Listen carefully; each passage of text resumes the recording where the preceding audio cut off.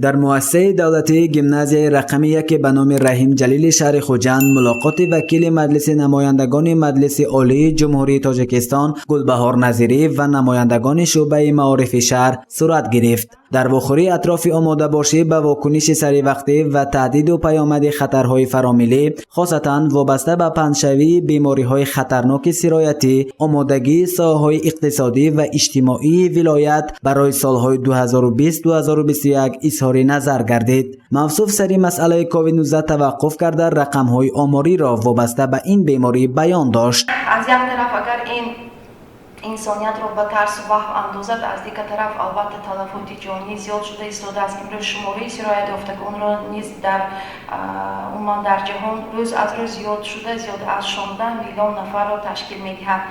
از 3 میلیون نفر اگر خطا نکنم الکی شفا یافتند از این بیماری، لیکن فوت هم زیاد است. زیاد از 650,000 نفر را در تمام کشورهای عالم امروز تشکیل می‌دهد که این مشکلات اقتصادی را باز هم پیچیده‌تر گردانیده است و عموما به قابلیت کاری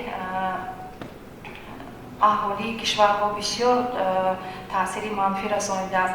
گلبهار نظیری وکیل مجلس نمایندگان مجلس عالی جمهوری تاجیکستان گفت که در تاریخ بشریت بیماری سرایتی امثال کرونا ویروس پدیده نو نیست. عاید به عامل‌های پیدایش کرونا ویروس فرضیه‌های گوناگون معلومند. یکی آن را جنگ بیولوژی و گروه دیگر تنظیم طبیعت و ایده دپرسیای بزرگ نام داده است. او اظهار نگرانی کرد که در پی این بیماری نشان دهنده های سطح کمبزاعتی و بیکاری افزایش می‌یابد. امروز که این بحران شدید آمده است، حالت ریپرسی است، عالمان اون را برابر کردن با دپرسی بزرگی سالهای 30 عصر 20 که اون را دپرسی بزرگ مینامیدند و بسیار کشورهای ابرقدرت زیر تاثیر این حالت مانده بودند. یا اینکه برای این سبب می شود باز برای زیاد شدن سطح کمبزاعتی، بلند شدن سطح کمبزاعتی، زیاد شدن شماره بیکاران در دنیا.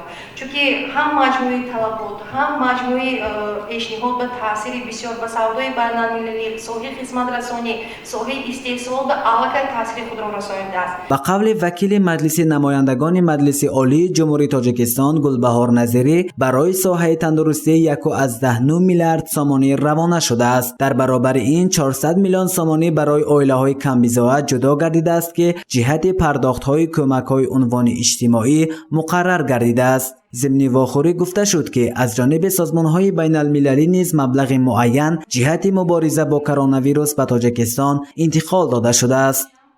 عموما سازمان ملل متحد و شورای متحد امروز برای کشورهایی که نسبتاً آسیب پذیر هستند 1 تریلیون دلار آمریکایی را برای دستگیری بودجه این کشورها روانه کرد و باز 1 تریلیون دلار دیگر برای رویپوش کردن قرض بیرونی کشورهایی که یعنی یک قرض‌های معین دارند برای دستگیری آنها روانه نمود.